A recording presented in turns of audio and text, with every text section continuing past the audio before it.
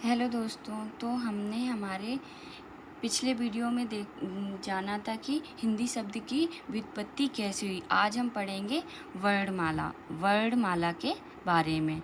वर्णमाला क्या है? तो जो वर्णमाला होती है, वर्णमाला क्या दो शब्दों से मिलकर बना है, वर्ण प्लस माला। पता ही चल रहा है वर्णों की माला। वर्ण मतलब अक्षर और माला मतलब समुदाय। अक्षर जिसका कोई क्षरण ना हो उन्हें बोलते हैं हम अक्षर, और समुदाय मतलब समूह। तो हमारी वर्णमाला की डेफिनेशन क्या होती है कि अक्षरों के समूह। लेकिन कैसा समूह? सुव्यवस्थित। अक्षरों का सुव्यवस्थित समूह वर्णमाला कहलाता है। या फिर अक्षरों को सुव्यवस्थित क्रम में लिखे जाने की क्रिया को हम वर्णमाला कहते हैं। तो वर्णमाला की डेफिनेशन क्या होगी? अक्षरों का सुव्यवस्थित क्रम क्या कहलाता है? वर्णमाला कहलाता है। ओके। वर्ण क्या होती है? भाषा की लिखित इकाई। तो वर्ण क्या है?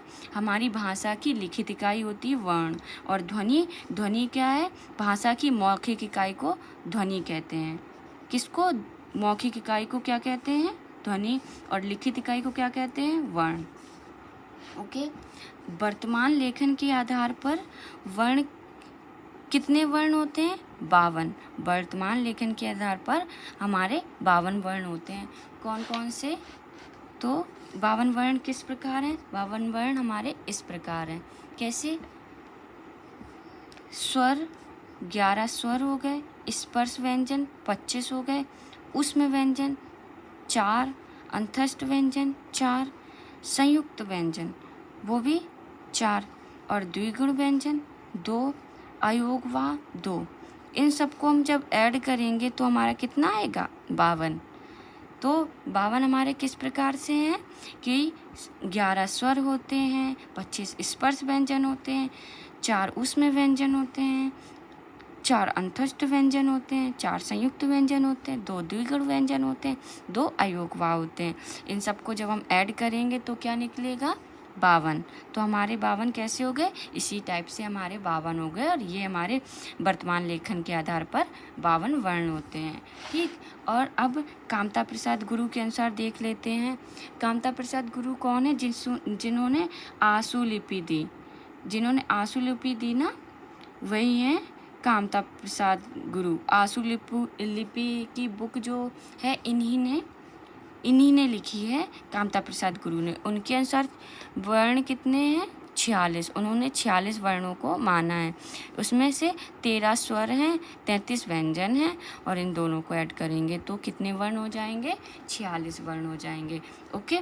अब उदय नारायण तिवारी के अनुसार तो कितने? 51 वर्ण होते हैं। वैसे वर्तमान लेखन के अनुसार 52 वर्ण होते हैं, और उदय नारायण तिवारी के अनुसार 51 वर्ण। उन्होंने जो री होता है उसको नहीं माना, क्योंकि एक संस्कृत का वर्ण होता है, इसको उन्होंने वर्णमाला में शामिल नहीं किया। ओके। क्लियर दोस्तों? आप लोगों को समझ में आया कि वर्णमाला क्या होती है? अब हम पढ़ लेते हैं कि वर्णमाला का वर्गीकरण। वर्णमाला कितने भागों में बांटी गई है? तो 2 भाग में, स्वर और व्यंजन। वर्णमाला के कितने भाग होते हैं? तो 2 भाग होते हैं। कौन कौन से? स्वर होता है और व्यंजन होता है। स्वर क्या होते हैं? जो स्वतंत्र रूप से बोले जाएं, मतलब जिनको हम स्वतंत्र रूप से बोल सकते हैं, उन्हें कहते हैं हम स्वर। स्वर जैसे आ ई, ये हमारे स्वर में आते हैं। और व्यंजन जो स्वरों की सहायता से बोले जाएं, उन्हें हम कहते हैं व्यंजन जैसे का है, जो का के पीछे अपना आ निकल रहा है, तो वो स्वरों की सहायता से ही हमेशा बोले जाते हैं। व्यंजन अकेले नहीं बोले जा सकते। जैसे हम इसको का को अलग अलग करेंगे तो ये का आधा हो गया और इसमें ये आ निकल रहा है। आप खुद बोल के देखिए कि का पीछे से आ निकला, खा के पीछे आ निकला, ग के पीछे आ निकला, आप खुद बोल के देखिए, आपको पता चलेगा कि सभी व्यंजनों के साथ स्वर आते ही हैं। आप अगर उन्हें ऐसे ही बोलेंगे तो उनके साथ आ आता ही है, उन्हें हम आधा नहीं बोल सकते। तो व्यंजन क्या होता है? जो स्वरों की सहायता से बोले जाएं, और स्वर क्या होते हैं? जो स्वतंत्र रूप से बोले जाएं। ओके, तो स्वर कितने प्रकार के होते हैं? स्वर कितने होते हैं? हमारे स्वर कितने होते हैं? 11। हमारे 11 स्वर होते हैं। कौन कौन से? अ आ इ ई उ ऊ रि री ए ऐ ओ औ। ये सब हमारे क्या हैं? 11। कितने कैसे इनको गिन भी लेते हैं? 1 2 3 4 5 6 7 8 9 10 11। हो गए 11। तो ये हो गए हमारे स्वर। स्वर कितने होते हैं? 11। और उच्चारण के आधार पर स्वर कितने होते हैं? 10। अब उच्चारण के आधार पर हम रीरी को नहीं लेते हैं, तो हमारे स्वर हो गए 10। ओके, एक बार फिर से रिपीट करेंगे ताकि हमें क्लियर हो जाए कि वर्णमाला क्या होता है, कितने वर्ण हैं वर्णमाला के अंतर्गत।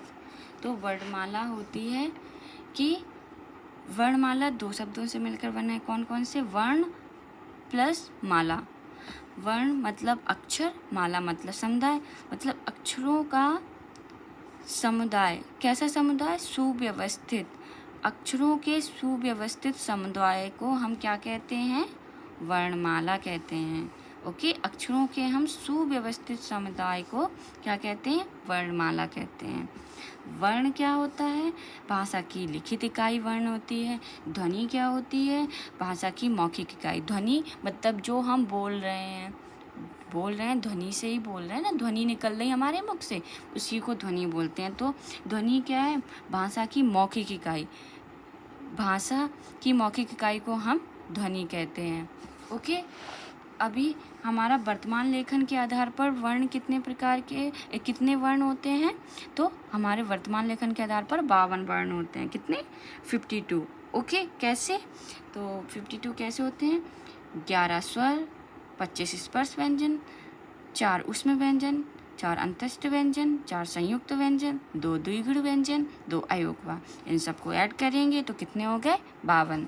ओके, अभी कामता प्रसाद गुरु ने कितने वर्ण माने हैं? 46 माने हैं। 46 कितने माने? 46।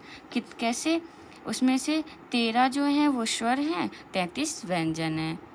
ओके, उदय नारायण तिवारी के अनुसार उदय नारायण तिवारी ने 51 वर्ण माने हैं। उन्होंने सिर्फ एक वर्ण को अमान्य किया है। कौन सा? रीरी को, क्योंकि वो संस्कृत का वर्ण है, इस वजह से उन्होंने इसको रीरी को नहीं माना है। अभी वर्णमाला का वर्गीकरण। वर्णमाला का वर्गीकरण कितना प्रकार का होता है? 2 प्रकार से। कौन कौन से होते हैं? एक स्वर होता है, दूसरा व्यंजन होता है। स्वर क्या होता है? जो स्वतंत्र रूप से बोले जाएं, उन्हें हम क्या कहते हैं? स्वर। और व्यंजन क्या होते हैं? जो स्वरों की सहायता लेके बोले जाएं, उन्हें कहते हैं हम व्यंजन। स्वर क्या हो गए? जैसे हमारे आ इ ई उ ऊ रि री ए ऐ ओ औ, ये सब हमारे क्या होते हैं? स्वर। और व्यंजन क्या होता है? ये का से लेके ज्ञा तक जो आता है वो व्यंजन होते हैं। लेकिन व्यंजन क्या होते हैं? जो स्वरों की सहायता से बोले जाएं।